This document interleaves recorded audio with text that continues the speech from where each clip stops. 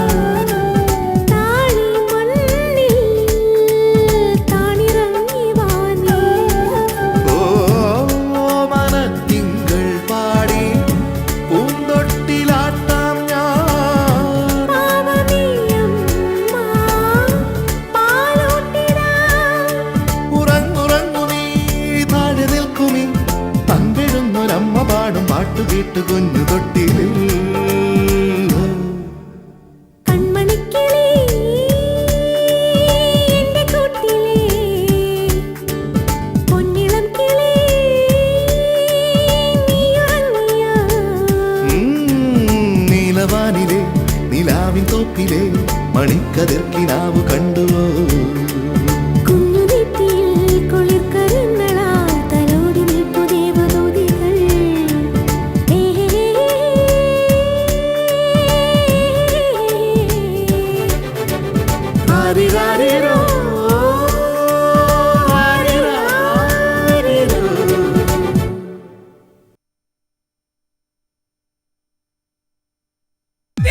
തുറന്നു വിടവരെ പറഞ്ഞത് കേട്ടില്ലേ? തുറന്നു വിടാൻ. അവരുടെ കാര്യം ഞാൻ നോക്കിക്കോളാം. താക്കോലുക അത് ചേച്ചി പറയട്ടെ, അല്ലാതെ ഞാൻ തരില്ല.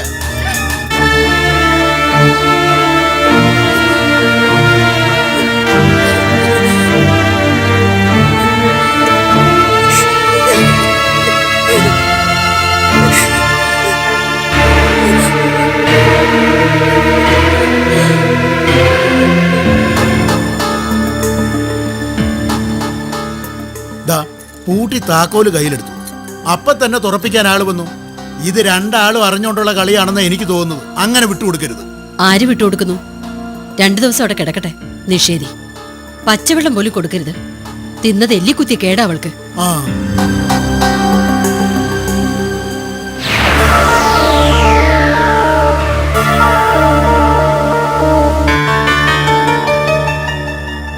മുറിയിലിട്ട് പൂട്ടാൻ ഉഷിച്ച് എന്ത് തെറ്റാ ചെയ്തേ? കുട്ടിമാമയുടെ അവരെ തുറന്നു വിടാൻ പറ. തെറ്റും ശരിയൊക്കെ ഞാൻ തീരുമാനിച്ചോളാം. നിനക്കെന്താ അതിൽ കാര്യം? വക്കാലത്തിന് നിൽക്കാതെ മുന്നിന്ന് പോ. ആട്ടിപ്പായിച്ച കാര്യം നേടാൻ നോക്കണ്ട. എനിക്കിതിലെന്താ കാര്യമെന്ന് അമ്മയ്ക്ക് നന്നായിട്ട് അറിയാലോ.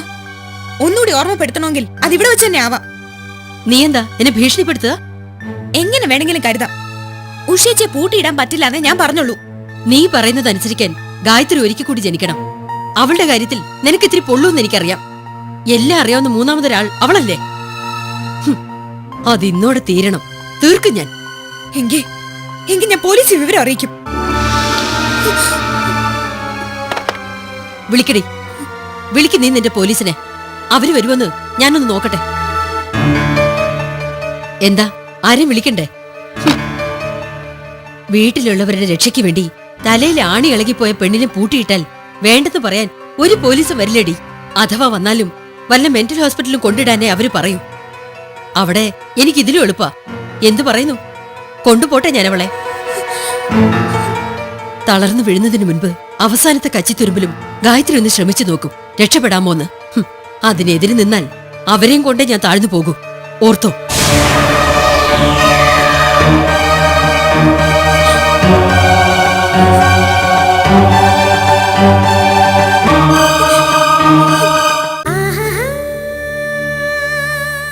കുടുംബിനി പരമ്പര ഇടവേളയ്ക്ക് ശേഷം തുടരും.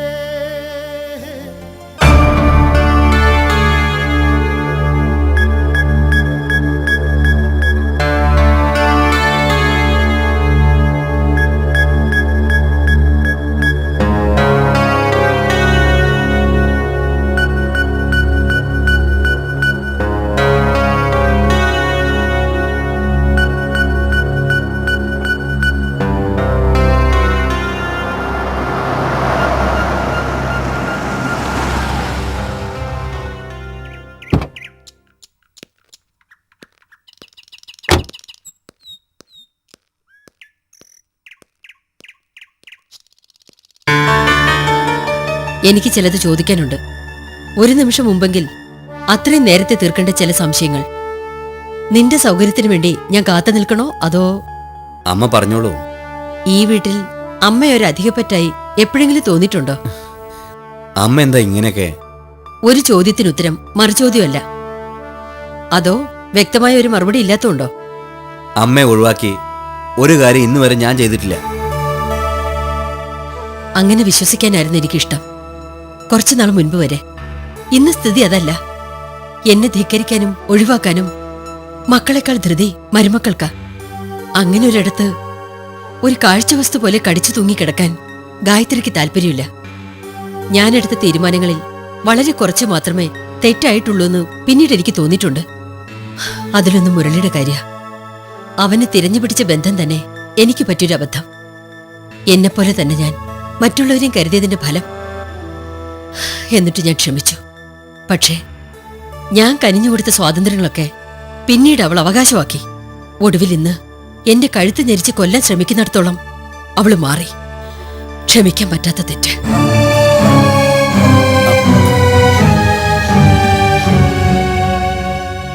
എന്റെ നേരെയുള്ള പടയെടുപ്പിന്റെ അടുത്ത ഊഴം നിന്റെ ഭാര്യയുടേതാണ്. അതിനുള്ള ശ്രമവും അവൾ തുടങ്ങിക്കഴിഞ്ഞു. പക്ഷെ തെറ്റുകൾ ആവർത്തിക്കാൻ എനിക്കാവില്ല. ഞാൻ പറയുന്നത് അക്ഷരം പ്രതി അനുസരിക്കാൻ തയ്യാറുള്ളവർ മാത്രം മതി ഈ വീട്ടിൽ. അത് മക്കളായാലും മരുമക്കളായാലും. ബാക്കിയുള്ളവർക്ക് എങ്ങോട്ടെന്ന് വെച്ചിറങ്ങാം. ഒറ്റ നിർബന്ധമേ ഉള്ളൂ.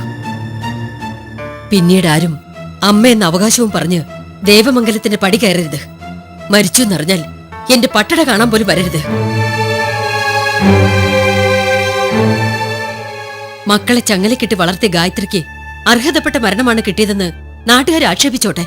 മോക്ഷം കിട്ടാതെ ആത്മാവ് അലഞ്ഞു തിരിഞ്ഞോട്ടെ. എന്നാലും അമ്മയോട് ഔദാര്യം കാണിക്കാൻ ആരും വരരുത്.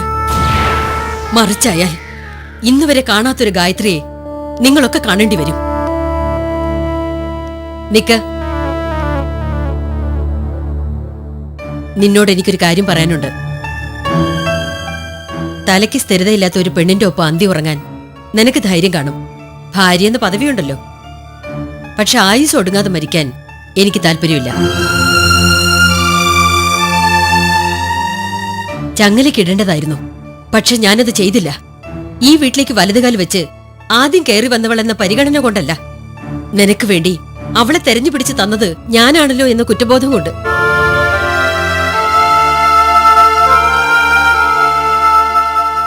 സാരല്ല, ഞാനായിട്ട് ചെയ്ത തെറ്റ് ഞാൻ തന്നെ തിരുത്തിക്കൊള്ളാം. നാളെ അഡ്വക്കേറ്റ് വിജയമോഹൻ നിന്നെ കാണാൻ വരും. അയാൾ തരുന്ന കടലാസിൽ നീ ഒരു ഒപ്പിട്ട് കൊടുക്കണം. കാര്യങ്ങളെല്ലാം ഞാൻ വിളിച്ചു പറഞ്ഞിട്ടുണ്ട്. ഡിവോഴ്സ് പെറ്റീഷനാ. തലയ്ക്ക് വെളിവില്ലാത്ത ഭാര്യയോടൊപ്പം ജീവിക്കാൻ താല്പര്യമില്ലെന്നൊരു പരാതി. ഒഴിഞ്ഞെടുക്കാൻ എളുപ്പമായിരിക്കും.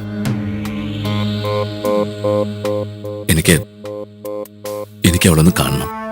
കാണലും കൂട്ടിരിക്കലൊന്നും ഇനി വേണ്ട. കേറിപ്പോ. പോകാൻ.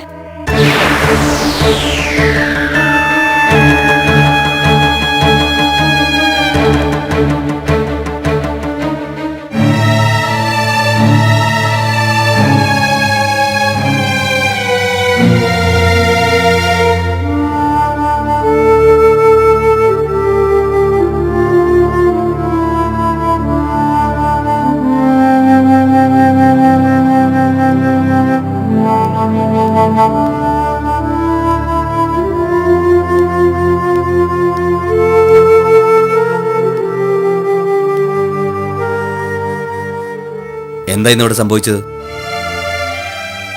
ഇപ്പോഴെങ്കിലും അതൊന്ന് അന്വേഷിക്കാൻ തോന്നിയല്ലോ. ഇവിടെ നടന്നുകൊണ്ടിരിക്കുന്നതിനെ പറ്റി കുറച്ചുകൂടെ നേരത്തെ തിരക്കണമായിരുന്നു. എങ്കിൽ ഇന്നിതൊന്നും സംഭവിക്കില്ലായിരുന്നു. അധികം വിസ്തരിക്കാതെ കാര്യം എന്താണെന്ന് വെച്ചാ പറ. അവരെന്തിനാ അമ്മയെ കൊല്ലാൻ ചെന്നത്? ഓ, അങ്ങനെയായോ കഥ? കൊല്ലാൻ ചെന്നാൽ കൈയും കെട്ടി നിന്നോടുക്കാൻ മാത്രം ഏട്ടന്റെ അമ്മ അത്രയ്ക്ക് സാധുവല്ല. അതിന് ശ്രമിച്ചിട്ടുണ്ടെങ്കിൽ തക്കതായ കാരണമുണ്ട്. അതറിയണമെങ്കിൽ ശശിയേട്ടൻ കുറച്ചു കാലം പിന്നിലേക്ക് പോണം. നിന്റെ വേദാന്തവും സാരോപദേശവും എനിക്ക് കേൾക്കണ്ട. വ്യക്തമാവുന്ന ഭാഷയിൽ പറയാൻ പറ്റുമെങ്കിൽ പറഞ്ഞാൽ മതി. ഇതൊരു തരം കോംപ്ലക്സാ ശശിയേട്ടാ. അമ്മയുടെ മുന്നിൽ പഞ്ചപുച്ഛം അടക്കി നിൽക്കേണ്ടി വരുന്ന ദേഷ്യം മുഴുവൻ മറ്റുള്ളവരോട് കാണിക്കുന്ന തരം താന്ന കോംപ്ലക്സ്. നിർത്ത്. പറഞ്ഞ നേരാ. അമ്മയുടെ മുമ്പിൽ മറുത്തൊന്നും പറയാൻ ഞങ്ങൾ പഠിച്ചിട്ടില്ല. അതിന് നീട്ടിരിക്കുന്ന പേര് കോംപ്ലക്സ് എന്നാണെങ്കിൽ എനിക്കത് വേണ്ടോളുണ്ട്. പക്ഷെ അതിന്റെ പേരിൽ എന്നെ ക്രോസ് വിസ്താരം ചെയ്യാൻ ശ്രമിക്കരുത്. അമ്മ കഴിഞ്ഞിട്ടേ ഉള്ളൂ ഞങ്ങൾക്ക് എന്തും. അമ്മയ്ക്ക് അങ്ങനെയല്ലല്ലോ. സ്വന്തം കാര്യം കഴിഞ്ഞിട്ടേ ഉള്ളൂ മക്കള് പോലും.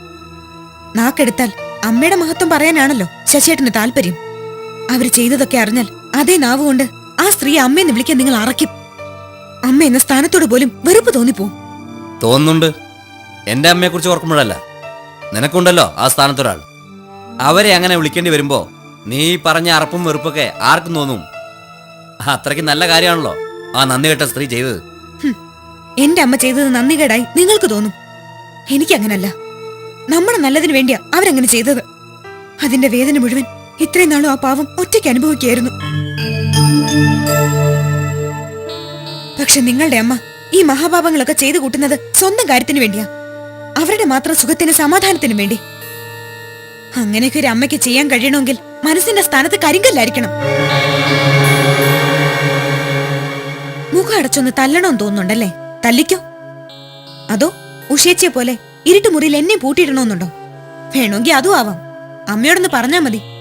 ഭ്രാന്തിന്റെ പേരിൽ എല്ലാവരും കൂടി ചേർന്ന് ഇരുട്ടുമുറിയിൽ അടച്ചില്ല ആ പാവത്തിന്.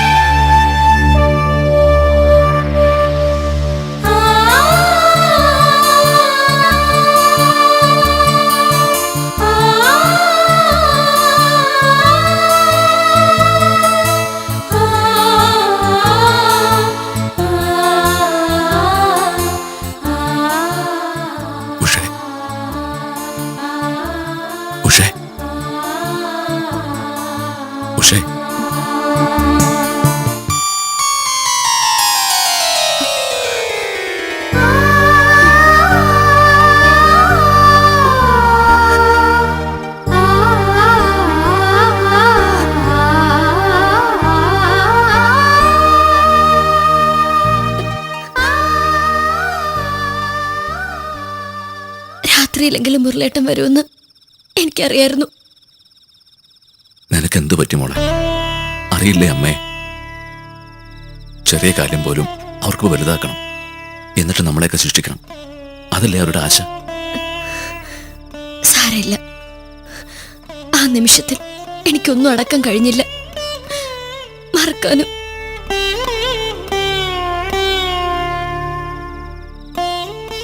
അമ്മ വിലക്കിട്ടും എന്നെ കാണാൻ വന്നില്ലേ? മതി, എനിക്ക് ഈ സ്നേഹം മാത്രം മതി. ഇത് കൂടുതൽ സഹിക്കാണ് ഞാൻ ഒരുക്കുക. എന്നും എന്റെ കൂടെ ഉണ്ടായ മതി.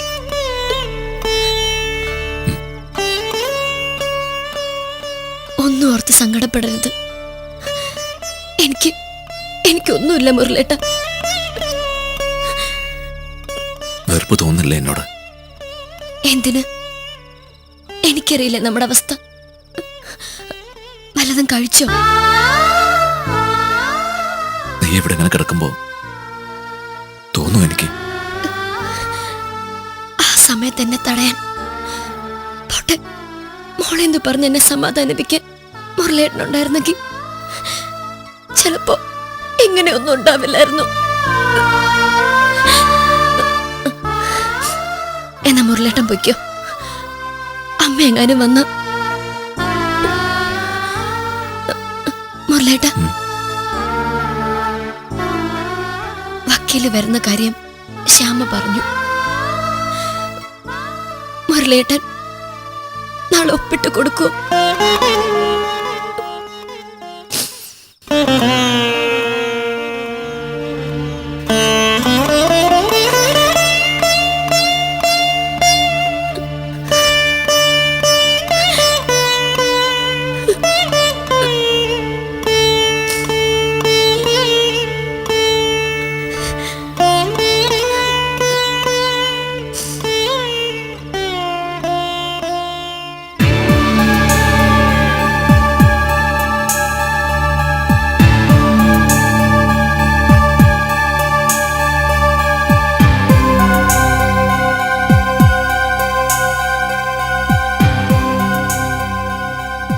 ചേച്ചി, ഉഷേച്ചി,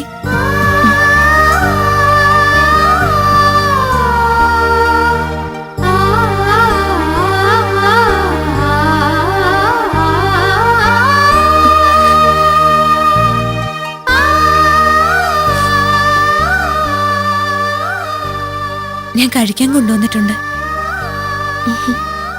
വേണ്ടെന്ന് പറയരുത്. ഒരു വക കഴിച്ചിട്ടില്ലല്ലോ. ദേ, ഇതെങ്കിലും കഴിക്കാം.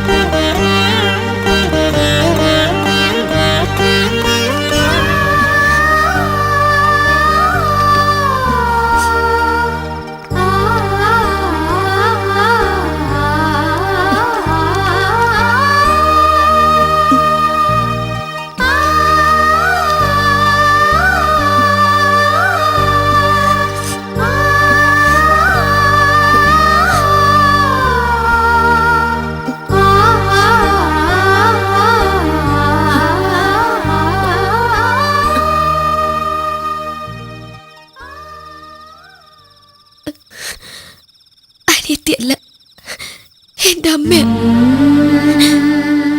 എന്റെ അമ്മ മരിച്ചു പോയിട്ടില്ലെന്ന് ഇപ്പൊ എനിക്ക് ബോധ്യായി.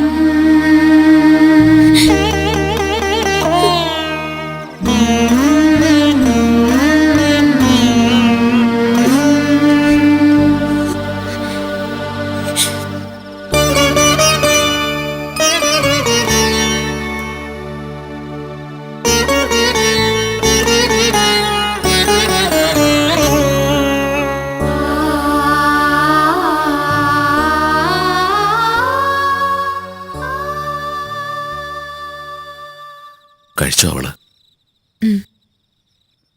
ശ്യാമക്കെങ്കിലും തോന്നിയല്ലോ. എനിക്കൊന്ന് പറയണമെന്നുണ്ടായിരുന്നു. ശ്യാമയ്ക്ക് പുച്ഛം തോന്നുന്നുണ്ടാവില്ലേ? എന്റെ ഗതികേട് അല്ല, കഴിവുകേട്. ആവശ്യമില്ലാതെ അമ്മയെ വിശ്വസിക്കുക, അനുസരിക്കുക. നിങ്ങളുടെ അമ്മയാണ്, ആയിക്കോളൂ. അതിന് ഞങ്ങൾ എന്തിനു വേദനിക്കണം? എന്റെ പ്രശ്നത്തിൽ കുറെയൊക്കെ കാരണങ്ങളുണ്ട്. പക്ഷെ ഉഷേച്ചി എന്ത് കുറ്റം ചെയ്തിട്ടാ ഇങ്ങനെ? സ്വബോധം ഇല്ലാതെ കഴുത്തിലൊന്ന് പിടിച്ചതിനോ? മുരളിയേട്ടന്റെ മുഖത്ത് നോക്കി ഇങ്ങനെയൊക്കെ പറയേണ്ടി വന്നതിൽ സങ്കടമുണ്ട്. പക്ഷെ ഉഷേച്ചിയുടെ കാര്യം ആലോചിക്കുമ്പോ പറയാതെ വയ്യ. അമ്മ ചോദ്യം ചെയ്യണ്ട, പക്ഷെ കണ്ണും പൂട്ടി അനുസരിക്കാതെങ്കിലും ഇരുന്നൂടെ?